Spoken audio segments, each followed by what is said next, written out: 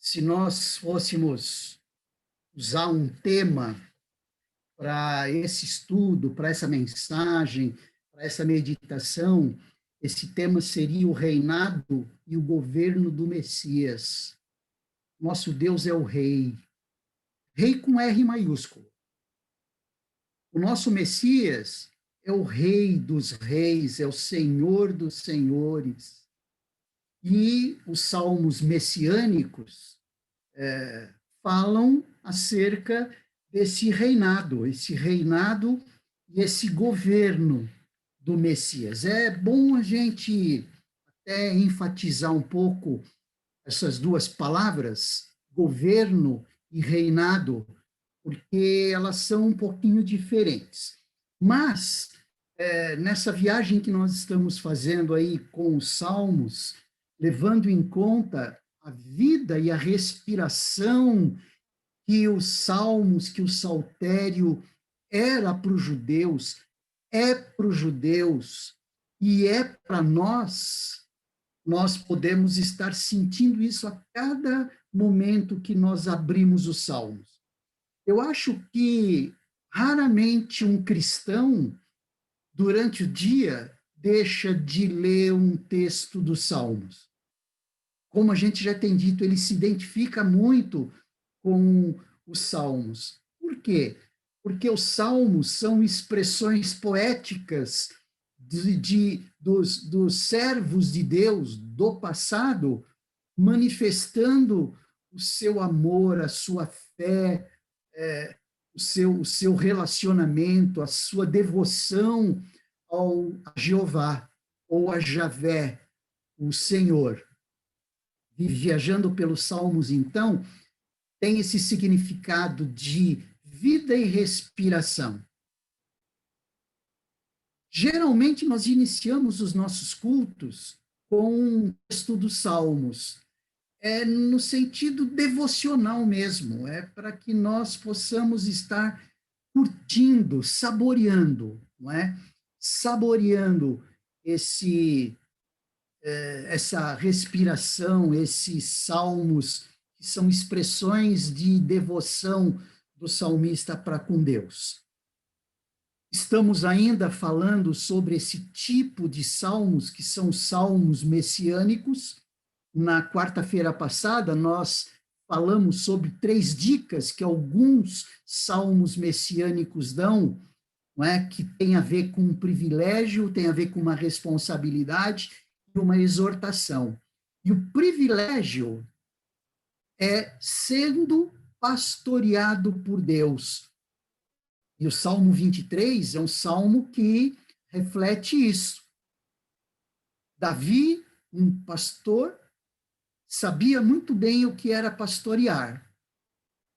Então, ele pôde expressar nesse salmo o que Deus é para nós como sumo pastor, o supremo pastor. Então, nesses salmos messiânicos, na quarta-feira passada, nós falamos um pouco sobre essas dicas importantes que têm a ver com privilégio, com responsabilidade e uma exortação específica. Hoje, vamos pensar um pouquinho nos salmos messiânicos, mas de uma perspectiva de que nesses salmos messiânicos, os salmistas, os poetas, profetas, eles falavam do rei com uma perspectiva momentânea deles. Quando eles falavam do rei, eles, de maneira geral, eles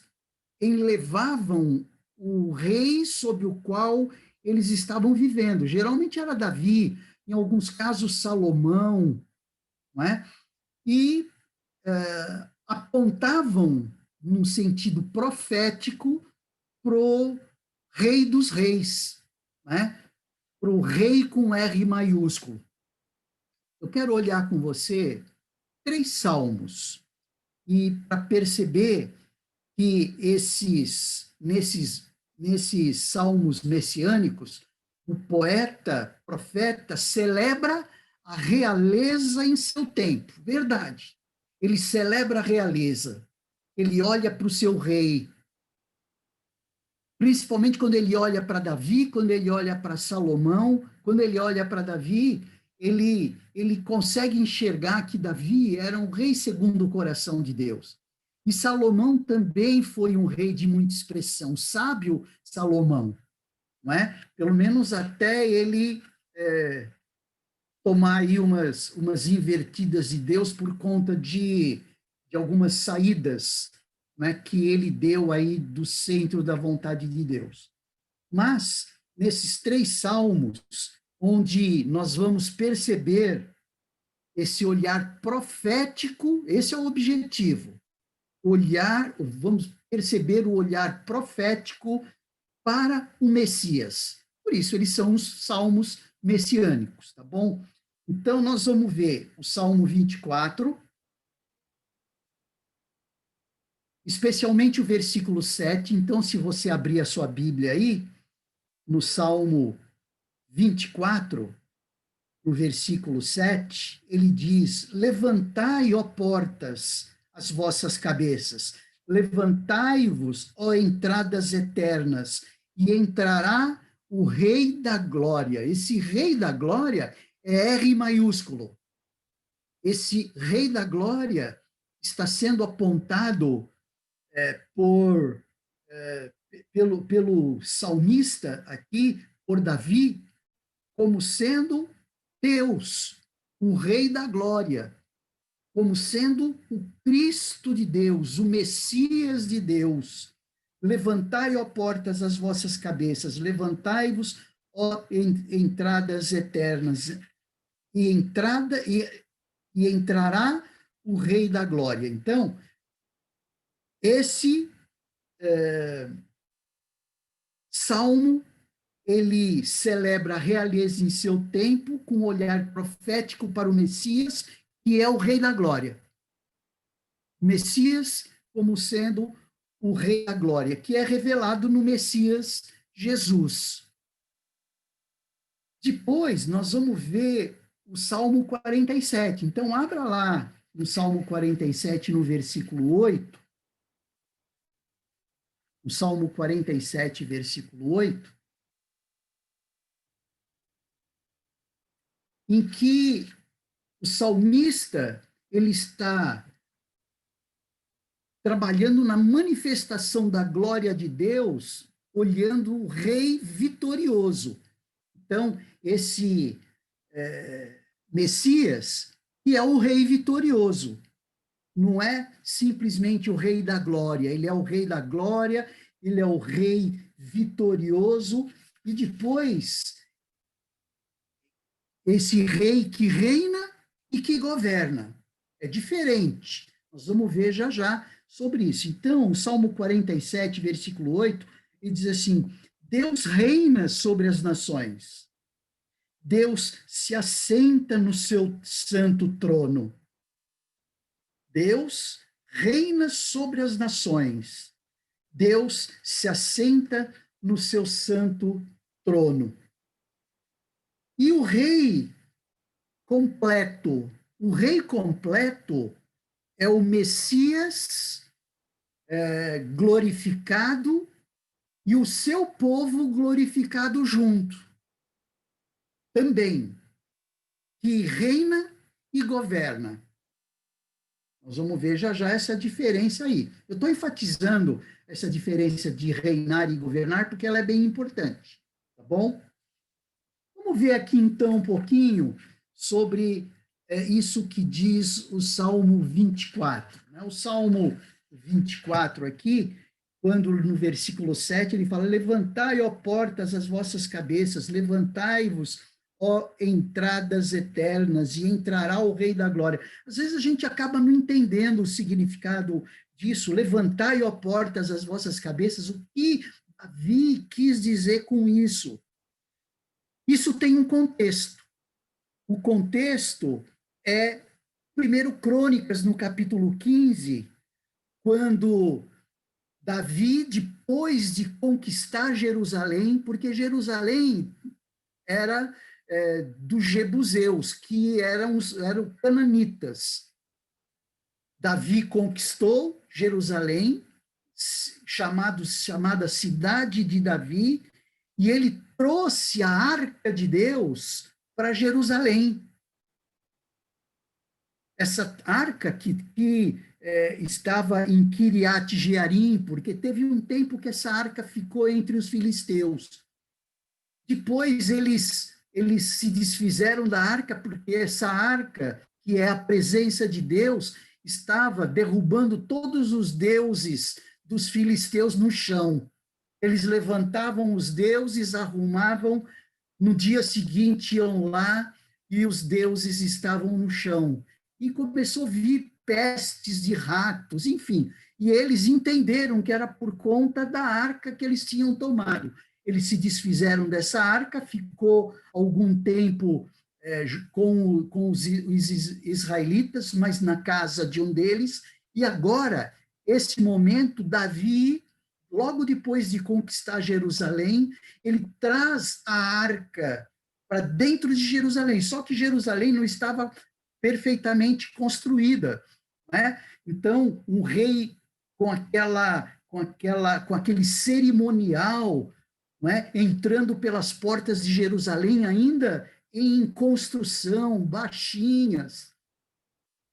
Aí é que entra a ideia aqui, né? Levantai, ó portas, levantai as vossas cabeças, ou seja, quem está entrando aqui é o Rei da Glória. Merece uma entrada especial, merece um tipo, uma porta especial. Precisa ser uma porta extremamente grande, extremamente elaborada, extremamente rica. Por quê? Porque quem entra ali é a arca, mas a arca, para os judeus, representava a presença de Deus. Então, era a presença de Deus entrando por aquelas humildes portas. Por isso é que esse versículo 7, Davi ele vem fazendo essa colocação aqui. Levantem as suas cabeças, ó portas. Levantem-se, ó portais eternos, para que entre o Rei da Glória. Quando nós associamos esse texto, por exemplo, com Apocalipse, não é? Nós vemos um apontar para Jesus já glorificado nos portais eternos. Não que Davi estivesse vendo isso, mas esse poeta, profeta e rei visualizando o Rei da Glória. A identificação do Rei da Glória. Quem é o Rei da Glória? Como diz ali os versículos seguintes, né? Quem é o Rei? E ele faz essa pergunta duas vezes. Ele faz essa pergunta no versículo 8 e faz essa pergunta no versículo 10. E as respostas são complementares. Por quê? Porque no versículo 8 a resposta é: quem é o Rei da Glória? É o Senhor forte e poderoso, o Senhor poderoso nas batalhas. Por isso, levantem as suas cabeças, ó portas. Levantem-se, ó portais eternos. Novamente ele pergunta: quem é esse Rei da Glória? Tudo em termos poéticos, tá bom? Ele mesmo fazia pergunta e ele mesmo respondia, mas tudo isso sob a inspiração de Deus. Quem é esse Rei da Glória? O Senhor dos Exércitos. Ele é o Rei da Glória. Então, dá para a gente perceber aí que esse olhar profético do poeta apontava para o Rei dos Reis, apontava para o Deus Todo-Poderoso. E ele, e essa visão, não é? que Davi tinha a ver com a sua própria experiência. Em primeiro lugar, em primeiro lugar, pela sua própria experiência, não é? Como rei, mas aponta para Jesus apocalíptico, conhecido e visto por João, ali em Apocalipse 1, quando ele vê a glória de Jesus, no Apocalipse 5, quando ele tem a visão do Cordeiro com com o livro selado. Depois, no capítulo 11 de Apocalipse, eu quero ir até ali no capítulo 11 de Apocalipse, porque esse texto ele é fantástico. Eu vou pedir que você também vá ali no capítulo 11 do livro de Apocalipse, no versículo 11 a 16, e também no versículo 21.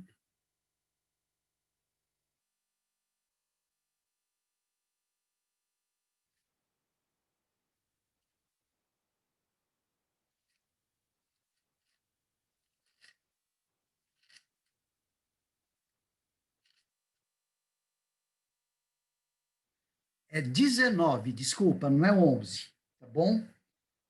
É Apocalipse 19. Apocalipse 19. Olha só o que João vê e o que Davi viu profeticamente. Viu o céu aberto e eis um cavalo branco. O seu cavaleiro se chama Fiel e Verdadeiro e julga e combate com justiça. Os seus olhos são como chama de fogo. Na cabeça dele há muitos diademas. Tem um nome escrito que ninguém conhece, a não ser ele mesmo. Está vestido com um manto encharcado de sangue e o seu nome é Verbo de Deus. Os exércitos do céu o seguiam, montados em cavalos brancos e vestidos de linho finíssimo, branco e puro. Da sua boca saiu uma espada afiada para com ela ferir as nações. Ele mesmo as regerá com cetro de ferro. E ele mesmo é o que pisa o lagar do vinho do furor da ira do Deus Todo-Poderoso. No seu manto e na sua coxa está escrito um nome: Rei dos Reis e Senhor dos Senhores. Depois, no versículo 21, os outros foram mortos com a espada que saía da boca daquele que estava montado no cavalo. É esse mesmo que nós falamos agora há pouco. E todas as aves se fartaram de suas carnes. Então, o que Davi via profeticamente era esse rei da glória, esse rei glorificado, esse rei que era um rei forte, não é? Por isso que lá no capítulo 24, ele diz ali no versículo 8, na identificação de quem é o rei da glória, é o Senhor forte e poderoso, o Senhor poderoso nas batalhas. Davi tinha experiência das vitórias por conta de saber que Deus estava com ele. Bom, é só lembrar da sua vitória contra o gigante filisteu, contra Golias. Por quê? Porque ele foi em nome do Senhor dos Exércitos. Então, a experiência de Davi era de que esse rei da glória era um Deus forte, um Deus poderoso, e o Senhor poderoso nas batalhas. Depois, versículo 10, a complementação, por isso que eu disse que são complementares na resposta. O Senhor dos Exércitos é o Rei da Glória. É interessante essa visão messiânica, sem saber exatamente o que está vendo. Mas Davi, além de rei, era poeta, além de poeta, era profeta. Então, por isso, nós identificamos esse Salmo 24 como um salmo messiânico.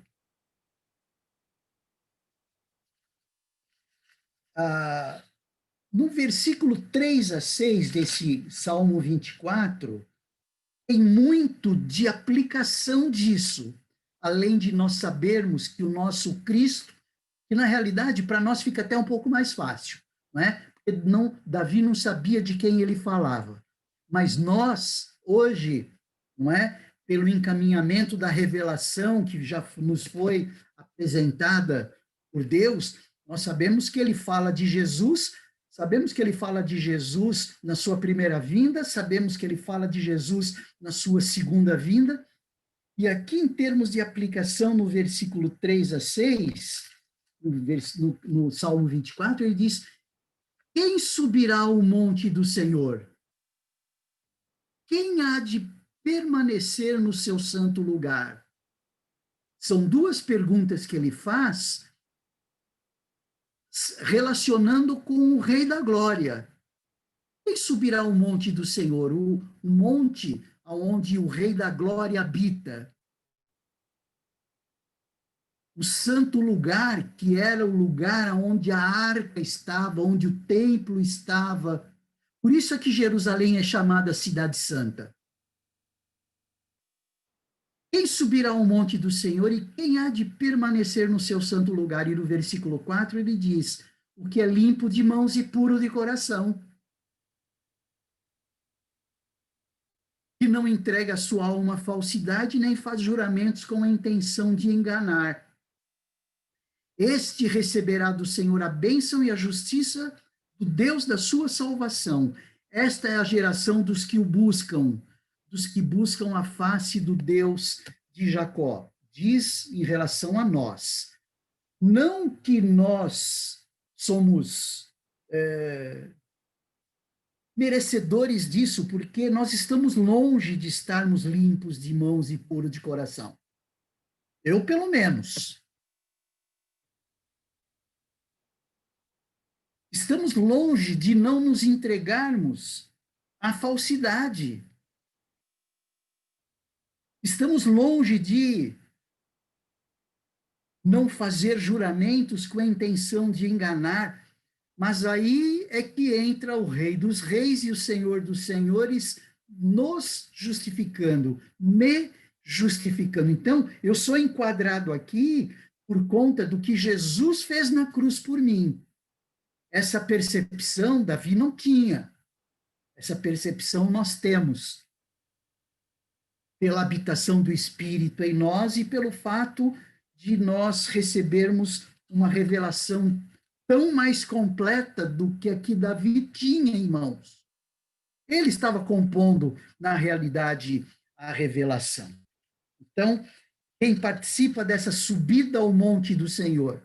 Os salvos por Cristo, os reconciliados pelo sangue do Cordeiro, aqueles que têm o seu nome escrito no livro da vida, aqueles que são filhos e não criaturas, como nós temos fortalecido tanto nos cultos noturnos. Muito bem, nos salmos messiânicos, os profetas, os poetas profetas, celebravam a realeza em seu tempo, mas com olhar profético para o Messias, que, além de ser o Rei da Glória, ele era um rei vitorioso, e é manifestado pela glória de Deus. O Salmo 47, ele vem trabalhando nessa direção, especialmente ali no versículo 8. Não é um salmo muito grande, não é? O Salmo 47, são apenas 9 versículos, mas no versículo 8 ele diz: Deus reina sobre as nações. Então, esse rei vitorioso manifesta a glória de Deus porque ele reina sobre as nações. Deus reina sobre as nações. Deus se assenta no seu alto trono. O salmista, juntamente aí com seus pares, eles experimentavam no momento a glória do templo de Salomão, dedicado a Deus Todo-Poderoso, e também a semelhança do que, porque Salomão e Davi, eles estavam mais ou menos no mesmo contexto, não é? Quando Salomão, um pouco antes de Salomão assumir, Davi estava trabalhando já na construção do templo, mas quem dedicou o templo foi Salomão.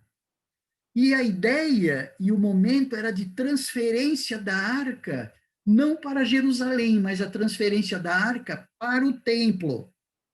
Então, os salmistas e os seus pares, eles estavam experimentando essa glória do templo de Salomão, estavam vendo a questão de dedicação de todo aquele monumento, não é?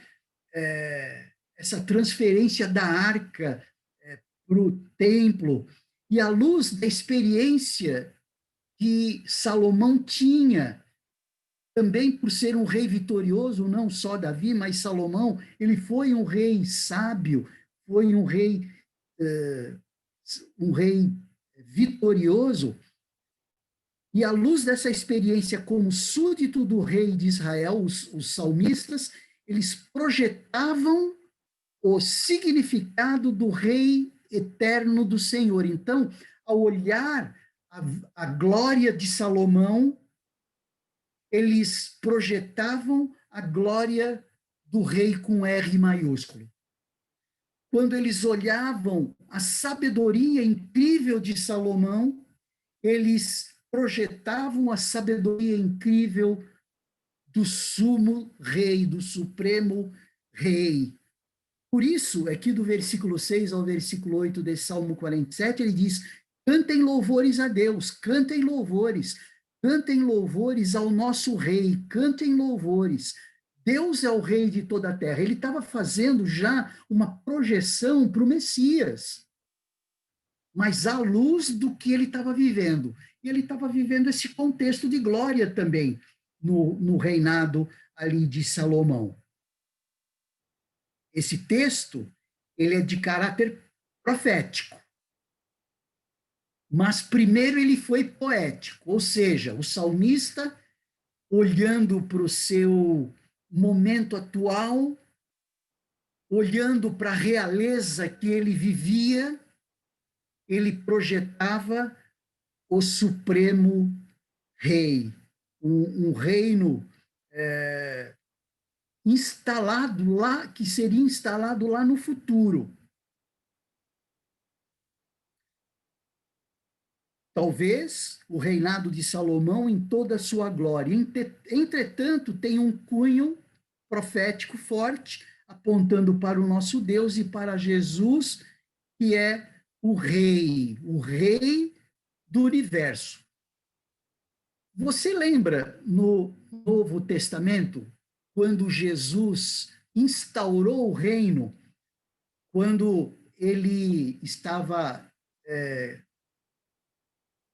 expulsando demônios, ele foi acusado de expulsar demônios por Beelzebu. A gente encontra isso lá em Lucas 17. E no versículo 20 e 21, desculpa, um pouquinho antes, em Lucas 11, 20, ele diz assim: se porém eu expulso os demônios pelo dedo de Deus, certamente é chegado o reino de Deus sobre vocês. Então, o reino de Deus sendo instaurado, sendo instalado. E mais para frente um pouco, aí sim, em Lucas 17, versículo 20 e 21, quando os fariseus começaram a indagar Jesus sobre quando viria o reino de Deus, ele disse: o reino de Deus não vem com visível aparência, nem dirão, ele está aqui ou lá está ele, porque o reino de Deus está entre vocês. Então, o que nós podemos ver aqui? Que o reino, ele, na pessoa de Jesus, ele já era real. Jesus já reinava. Aliás, no Antigo Testamento, eles já entendiam, os nossos irmãos ali do Antigo Testamento, já entendiam que Deus era rei. Só que as nações não reconheciam isto. O Deus de Israel, Javé, ou Yahvé, o Senhor, era rei, mas não reconhecido pelos outros povos. Era reconhecido só por Israel. E no tempo do Novo Testamento, da mesma forma, Jesus já instaura o reino, ele sendo Deus, ele demonstra isso expulsando demônios, ou seja, ele não vem com aparência visível, tanto é que os judeus reclamavam isso, não creram porque não viram expressões físicas, expressões externas de reinado, mas existia o quê? Expressões internas de reinado. Aí é que vem aquela ideia de que Jesus já reinava, mas ele não governava. Quem governava e quem governa ainda é Satanás, mas Jesus reina. Governar é diferente. A gente vai ver daqui a pouquinho essa questão de Jesus reinar, e ele reina, especialmente quando ele veio instaurar o reino de Deus. Quando ele fala para os judeus, ele fala: o reino de Deus já está entre vocês. E tem uma outra versão, que nós já falamos sobre isso e que não deixa de ser certa, que está dentro de vocês, porque quando Jesus estava falando, ele estava falando para judeus e para os seus discípulos, com a diferença de que para os discípulos o reino de Deus estava dentro deles, e para os judeus estava entre eles, só que eles não estavam reconhecendo. Bom, eles não reconheceram, tanto é que mataram Jesus. Tanto é que colocaram Jesus na cruz. Eles não enxergaram em Jesus como sendo rei. Não entenderam o movimento, entre aspas, né, de Jesus como sendo o reino de Deus instaurado e instalado.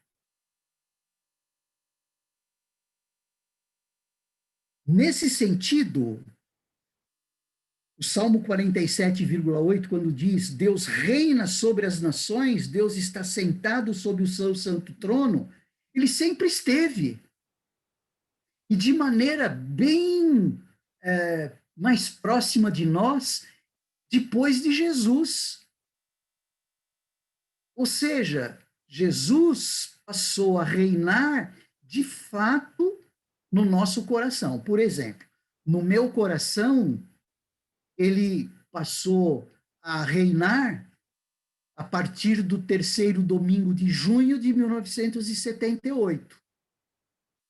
Foi quando o Espírito Santo trabalhou no meu coração, me convencendo do pecado, da justiça e do juízo. O reino de Deus sendo instalado em mim.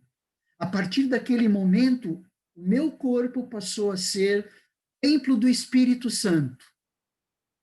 Então, olha só, percebem como existe uma ideia de Deus reinar em todo o universo, porque Deus reina em todo o universo. Ele é o rei de todo o universo.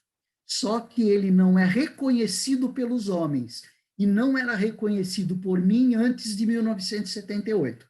Façam as suas contas aí e verifica a partir de que momento Jesus passou a ser rei sobre a sua vida. Então, esse versículo 8, que Deus reina sobre as nações, Deus está sentado sobre o seu santo trono.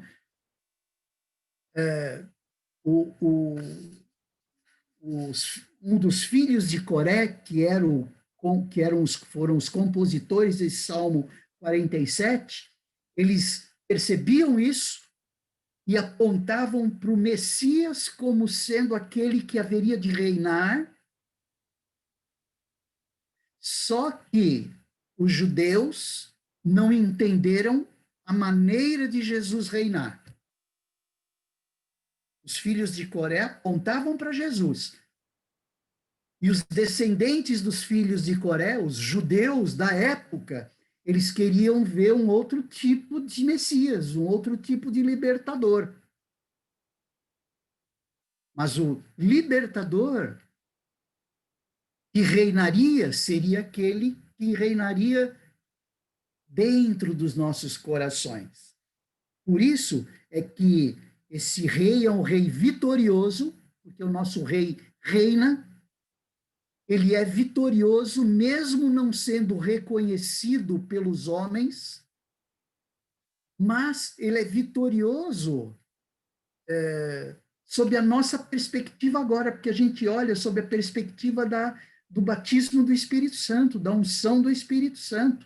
Jesus é vitorioso, é um rei vitorioso ou não é um rei vitorioso? Claro que é um rei vitorioso. E com isso ele manifesta a glória de Deus. Cada revelação de Jesus é uma manifestação da glória de Deus. Quando Jesus passou a ser rei na minha vida, a glória de Deus se tornou manifesta. A mesma coisa em relação à sua vida. Então, a glória de Deus é manifesta no Cristo, no Messias, reinando através de nós e em nós. Percebe como ele reina diferente na nossa vida, na vida da igreja, do que na vida das pessoas naturais? Isso é importante a gente pegar aí, tá bom? O grande problema, muitas vezes, é que a gente, tão preocupado com o dia a dia, preocupado com as questões da vida, né? Preocupado com o nosso trabalho, preocupado com a escola das crianças. Não que a gente não deva trabalhar, não que a gente não deva se preocupar, preocupado demais com a nossa família, se preocupados demais com a nossa saúde, enfim, preocupados demais com a nossa relação com esse mundo, com esse sistema de mundo, a ponto da gente trabalhar muito mais, grande parte das vezes, pela amizade desse mundo do que pela amizade do reino. Às vezes, nós trabalhamos muito mais para que a gente esteja em harmonia com esse sistema de mundo do que nós trabalhamos, do que estar em harmonia com as coisas de Deus, com o reino de Deus. Eu olho para Tiago 4, versículo 4, por exemplo, que diz assim, ele usa uma palavra bastante forte, algumas versões dizem infiéis, outros dizem adúlteros, vocês não sabem que a amizade do mundo é inimizade contra Deus? Então, muitas vezes, os nossos compromissos com o mundo fazem com que a gente perca a percepção do reinado de Deus sobre a nossa vida e do reinado de Deus à nossa volta através de nós. E muitas vezes a gente se deixa moldar com esse sistema. Daí é que entra aquela palavra de Paulo, não estejais amoldados a esse mundo, mas transformai-vos pela renovação da vossa mente. O que Deus está dizendo ali? Sai um pouco da dinâmica de mundo e tente se conectar, se amoldar à dinâmica de reinado de Deus no mundo. Porque é a igreja que vai fazer com que o mundo perceba que Jesus é rei. É a igreja que vai fazer isso. É papel da igreja. Então, se nós estivermos amoldados com as coisas do mundo, nós não estaremos mostrando esse rei vitorioso que é o Messias, que é o Rei dos Reis, que é o Senhor dos Senhores, que é Jesus que já veio instaurar o reino, que já manietou o inimigo, ele já neutralizou o inimigo. O inimigo, ele não tem livre acesso às pessoas de maneira ao seu bel prazer. Então, Jesus, ele já amarrou, não é? Para que Satanás não tenha livre acesso. Porque se ele tivesse livre acesso, ai do ser humano. Ai do ser humano. O Salmo 72, ele mostra que esse rei é completo. É aí que eu quero fazer a diferença entre o rei que reina e o rei que governa. Tem um exemplo até, alguns exemplos até humanos. O Reino Unido. é composto pela Inglaterra e alguns outros países, Escócia, Irlanda e tudo mais. Jamaica, alguns países aí. O Reino Unido. O Reino Unido tem uma rainha, Rainha Elizabeth, já com 60 e poucos anos de trono, não é? Mas a vida nacional não é gestada, não é gerida pela rainha. Ela reina, mas não governa, na realidade. Quem governa é a Câmara dos Lordes, é a Câmara Comum, que tem o aval da rainha, verdade. Mas o dia a dia, quem gesta, quem gere, é o primeiro-ministro. Então, uma coisa é o rei reinar e outra coisa é o rei reinar e governar. Quando olha ali no Salmo 72, que o Salmo 72 é um salmo de Salomão, eu estou indo lá para o Salmo 72, o Salmo 72, ele tem 20 versículos. Até o versículo 16, a perspectiva é de Salomão, é do reinado de Salomão. Quando diz ali, concede ao rei, ó Deus, os teus juízos e a tua justiça ao filho do rei. Ele é uma oração que é feita em relação ao rei, a ele. Tanto é que na sua Bíblia, muito provavelmente, esse rei está com R minúsculo. E ele julgue o teu povo com justiça e os teus aflitos com retidão. Nós já estamos vendo aqui que esse rei, ele reina e governa. Ele cuida do seu povo, ele julgava o povo, ele trazia paz para a nação, ele assistia os aflitos e necessitados, ele libertava da opressão e da violência, ele fazia provisão dos celeiros, enfim, tudo dependia da ação real. E nós percebemos que todo o Salmo 72 vai nessa direção. Os montes trarão paz ao povo, também as colinas atrarão com justiça. Que o rei julgue os aflitos do povo. Isso é um rei reinando e um rei governando. É um rei que tem voz ativa sobre o dia a dia do povo. Por isso é que nesse último elemento aqui que a gente coloca, que os poetas, profetas, os salmistas, poetas, profetas, eles veem o Messias como sendo o rei completo, ou seja, um rei que governa, ou seja, um rei que reina e um rei que governa. Você percebeu a diferença entre um rei que reina e um rei que governa? E aí ele continua mostrando ali, ele permanecerá enquanto o sol existir, enquanto durar a lua, através das gerações, domine, versículo 8, domine ele de mar em mar. Versículo 12, porque ele livra os necessitados que pedem socorro. Ele tem em mente a ação de governo do rei. Essa era uma ação de governo do rei. E também os aflitos e aqueles que não têm quem os ajude. Ele se compadece dos fracos e dos necessitados e salva a alma dos que precisam de auxílio. Ele os redime da opressão e da violência, e precioso lhe é o sangue deles. Viva o rei!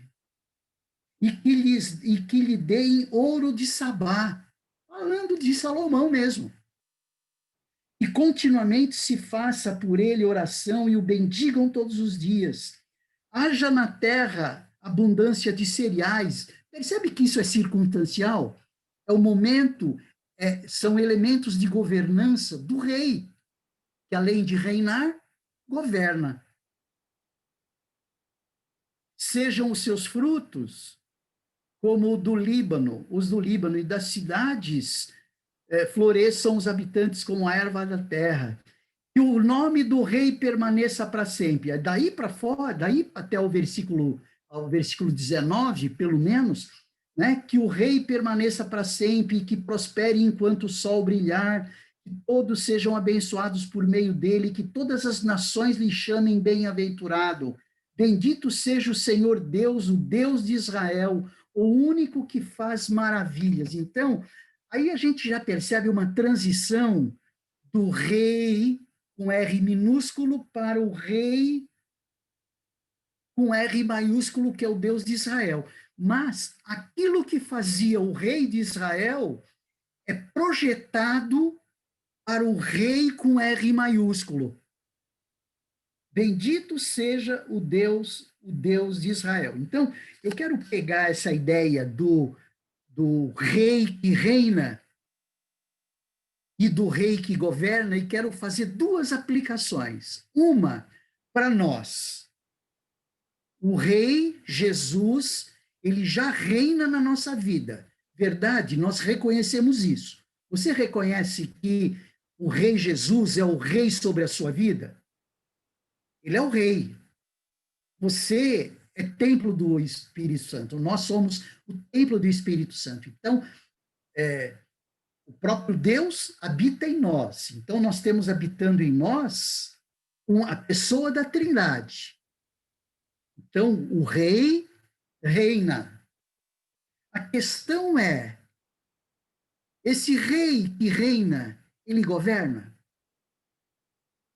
Esse rei que reina, ele governa? É a mesma coisa que dizer assim, esse Jesus que te salvou, que nos salvou, também é Senhor sobre a sua vida, sobre a nossa vida, porque o rei que governa é um rei que exerce senhorio sobre nós, verdade? Essa é a questão, essa é a grande aplicação, esse é o momento culminante aí para nós. O rei governa e o rei reina em nós, e o rei governa em nós. O rei, para governar em nós, existem muitas expressões no Novo Testamento que exemplifica o rei governando na nossa vida. Eu escolhi 1 Pedro. Em 1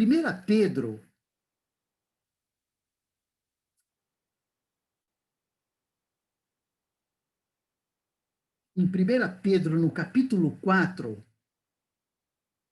tem um texto cujo título na Nova Almeida atualizada é Vida segundo a vontade de Deus. É fantástica essa ideia, porque o rei que reina e governa é aquele. Desculpa, vou mudar a questão. Uma vida que é reinada e governada por Cristo é uma vida segundo a vontade de Deus. Ou seja, é uma vida em que Deus governa a minha vida. O que é Deus governar a minha vida? É fazer com que as minhas ações reflitam a vontade de Deus.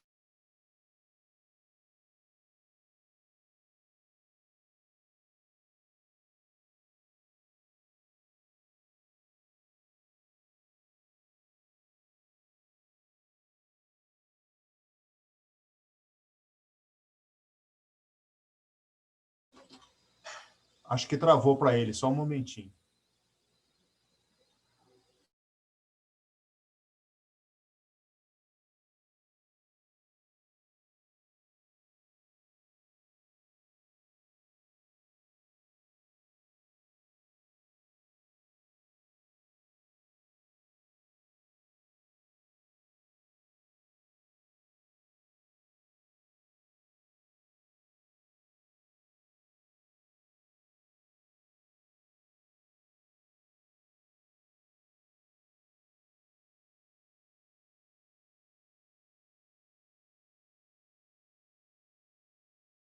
Olá, queridos, voltei, tudo bem? Ah, ok. Eu fiquei desconectado aqui por um pouquinho de tempo. Mas olha só, em 1 Pedro, no capítulo 4, que ele diz: Ora, tendo Cristo sofrido na carne, estejam também vocês armados do mesmo pensamento. Pois aquele que sofreu na carne rompeu com o pecado. Por quê? Para que no tempo que lhes resta na carne, vocês não vivam mais de acordo com as paixões humanas, mas segundo a vontade de Deus. Olha só, esse primeiro, esses primeiros dois versículos já mostram para nós o que significa Deus reinando e governando as nossas vidas. Esses dois textos, esses dois versículos já mostram o que significa o rei completo em nós. Porque basta que no passado vocês tenham feito a vontade dos gentios, tendo andado em práticas libertinas, desejos carnais, bebedeiras, orgias, embriaguez e em detestáveis idolatrias. Por isso, falando mal de vocês, estranham que vocês não se juntam com eles no mesmo excesso de devassidão. Mais para frente um pouco ele fala que nós devemos ser bons administradores da graça de Deus, porque Deus, o grande rei, reinando e governando em nós, significa nós estarmos sendo receptáculos da graça de Deus. E aí ele diz: o fim de todas as coisas está próximo. Portanto, eu estou lendo o versículo 7 do capítulo 4 de 1 Pedro. Portanto, sejam criteriosos e sóbrios para poderem orar. Acima de tudo, vos, porém, tenham muito amor uns para com os outros, porque o amor cobre a multidão de pecados. Sejam mutuamente hospitaleiros, sem murmuração, sirvam uns aos outros, cada um conforme o dom que recebeu, como encarregados de administrar bem a multiforme graça de Deus. Se alguém fala, fale de acordo com os oráculos de Deus. Se alguém serve, faça-o na força que Deus lhe dá, para que em todas as coisas Deus seja glorificado por meio de Cristo Jesus, a quem pertence glória e o domínio para todo sempre. Amém.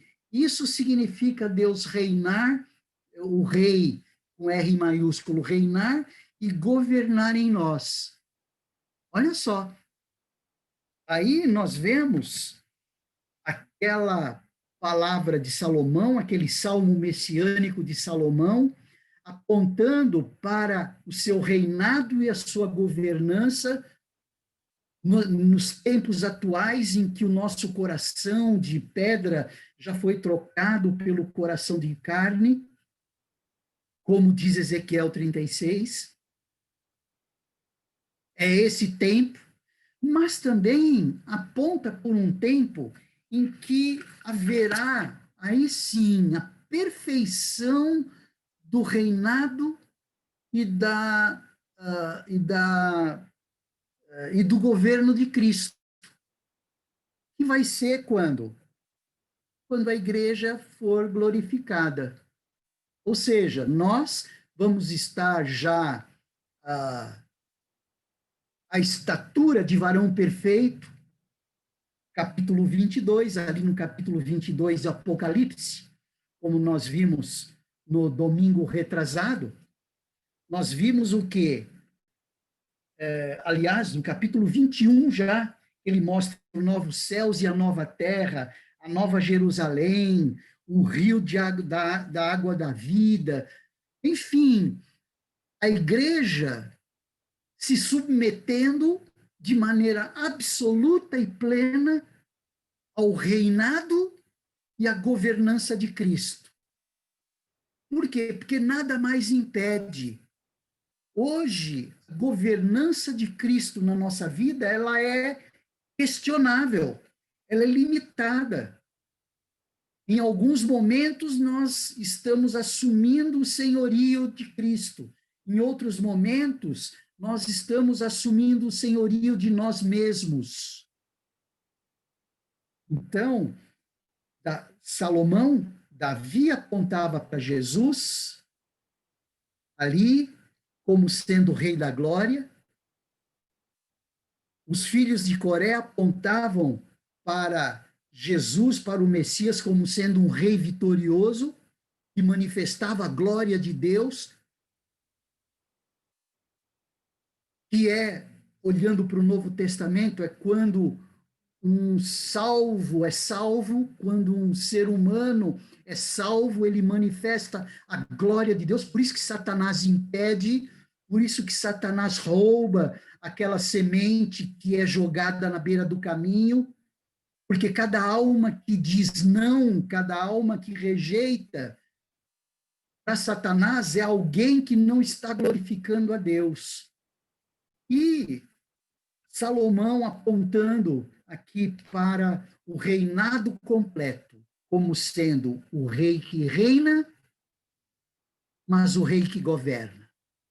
E em termos de lições para o aqui e agora, lições para nós que já reconhecemos o reinado de Cristo, somos salvos por ele. Devemos trabalhar para que haja a governança de Cristo, o governo de Cristo.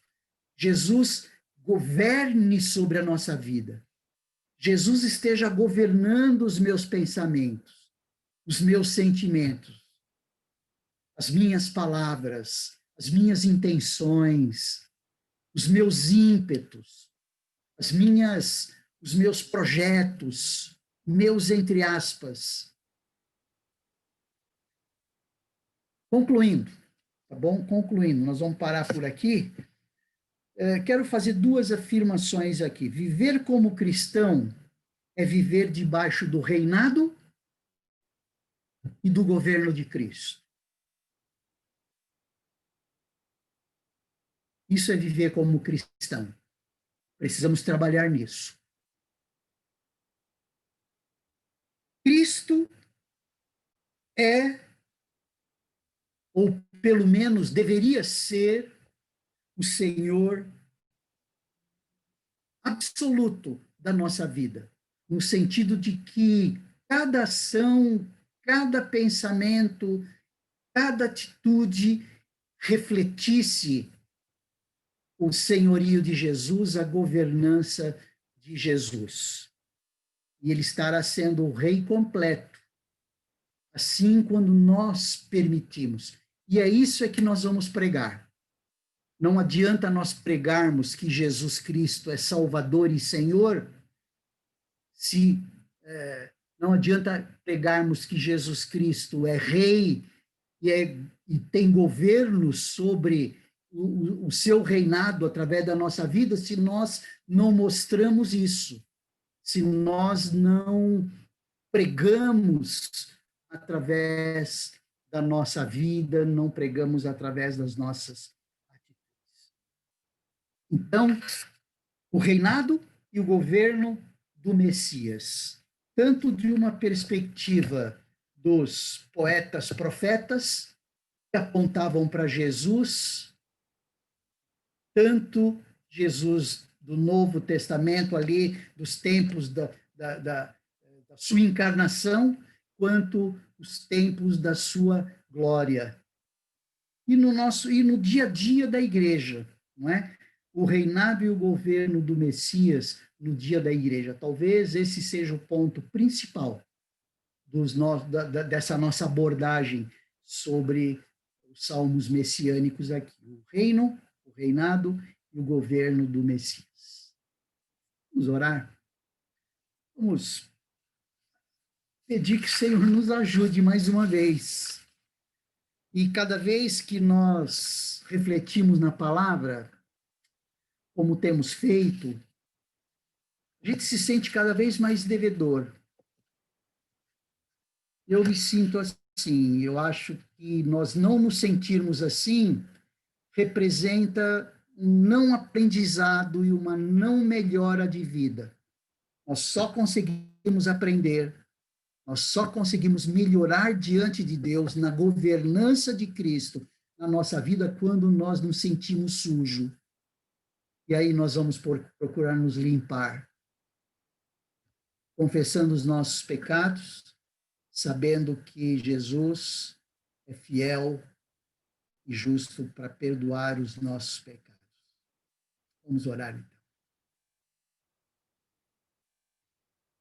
Senhor Deus, agradecemos pela nossa vida, pelo fato do grande rei ser rei sobre a nossa vida. Obrigado porque pelo teu Espírito, pela ação do teu Espírito em nós, nós reconhecemos que Jesus é rei, que o Messias é rei, que o Senhor é o nosso rei. Mas te pedimos, Pai, que haja cada vez mais governança plena do grande rei sobre a nossa vida. Senhor Deus, eu quero ser governado por Jesus. Eu não quero ser governado por mim mesmo, porque aí eu estaria desgovernado na vida, andando de maneira aleatória para qualquer lugar. Mas eu quero que o Senhor me guie. Eu quero, ó Deus, te pedir que o Senhor esteja guiando a tua igreja. A Igreja Batista Vida Nova, Paizinho. Ajuda-nos a sermos discípulos governáveis teus. Não permita que sejamos discípulos não aptos a participar desse discipulado. Ajuda-nos nisso, Senhor. Precisamos de ti. Permita, Paizinho, uma noite agora de descanso e incomoda os nossos corações acerca dessa governança requerida. Em nome de Jesus é que nós oramos. Amém.